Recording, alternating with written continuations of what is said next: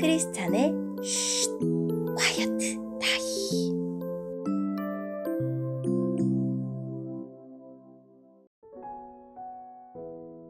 샬롬, 크리스찬 성도님들 반갑습니다.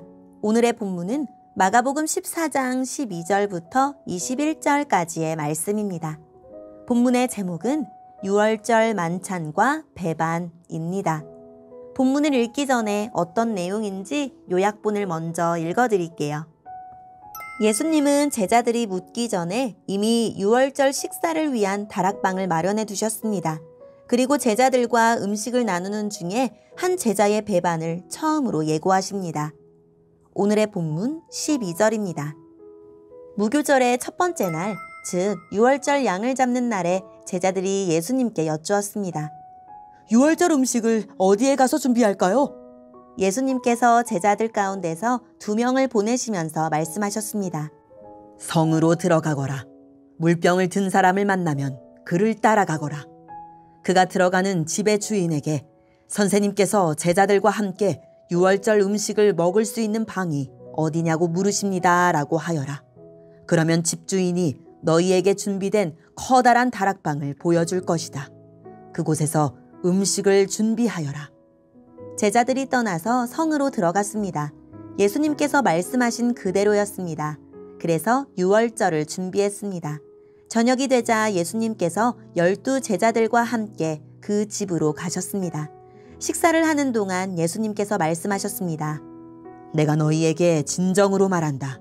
나와 함께 음식을 먹고 있는 너희 가운데서 한 사람이 나를 배반할 것이다. 제자들이 근심하면서 한 사람씩 예수님께 말했습니다. 설마 제가 그 사람입니까?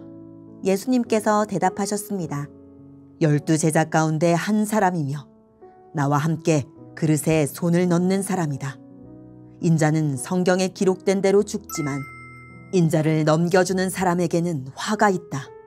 그 사람은 차라리 태어나지 않았더라면 자신에게 더 좋았을 것이다.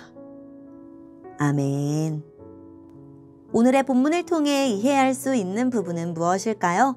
예수님은 자신의 죽음이 자기 백성을 구원하는 중요한 전환점임을 알리기 위해 유월절 만찬을 제자들과 나누셨습니다.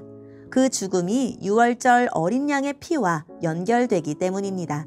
유월절 어린 양의 피는 애굽에서 노예로 살던 백성을 구원하는 결정적인 역할을 했는데 예수님의 죽음과 피는 바로 유월절 어린 양의 피를 의미합니다.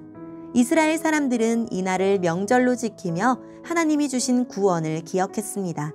예수님은 제자들과 식사를 하시면서 너희 중에 배반자가 있다고 말씀하셨습니다. 예수님의 말씀을 들은 제자들은 큰 충격에 빠집니다. 자신이 그 사람인지 묻기도 합니다. 하지만 예수님의 죽음은 이미 구약에 예언되어 있었습니다. 예수님이 이와 같은 말씀을 하신 까닭은 배신자를 찾기 위함이 아닙니다. 자신의 죽음이 구약의 예언대로 이루어질 것을 알려주신 것이고 잘못된 선택을 한 제자를 걱정하신 것입니다. 오늘의 본문을 통해 알 수 있는 우리 예수님은 어떤 분일까요? 자신이 유월절 어린 양이 되어 돌아가실 것을 알고 계셨습니다. 그래서 유월절 어린 양이 희생되는 무교절 첫날에 만찬을 준비하여 유월절 식사와 자신의 죽음을 연결하셨습니다. 예수님의 죽음은 종교 권력자들과 유다의 공모가 성공한 결과가 아니라 철저히 예수님이 선택하신 결과였습니다. 예수님은 하나님의 계획을 완성하고 기록된 대로 성취하기 위해 한치의 어긋남 없이 주어진 길을 가셨습니다. 그동안 동고동락했던 한 제자의 배반을 예고하시며 이 배반이 예언의 성취라고 하십니다. 예수님에게 일어나고 있는 모든 일이 우연히 벌어지는 비극이 아니라 하나님의 목적과 계획의 일부였습니다. 죽음을 앞둔 가장 암담한 순간이지만 그 어둠을 통과하는 동안 예수님이 붙들고 계신 것은 하나님의 말씀과 뜻에 대한 믿음이었습니다. 하나님의 역사는 인간의 악이 극렬하게 드러나는 순간에도 한치의 후퇴도 없이 진행됩니다. 말씀에 기록된 대로 가려는 자와 자기 마음대로 가려는 자는 시작도 끝도 다릅니다. 오늘의 본문을 통해 우리에게 주시는 교훈은 무엇일까요? 내부에 변절자가 있다는 예수님의 말씀에 유다는 다른 제자들처럼 태연하게 나는 아니지요 하고 반문합니다. 자신도 알고 주님도 아시는데 그는 끝내 돌이키지 않고 감추려고만 합니다. 예수님이 그를 버리신 것이 아니라 그가 예수님을 버렸습니다. 내 힘으로 돌아설 수 없을 때가 오기 전에 오늘 주님이 사랑의 경고를 보내실 때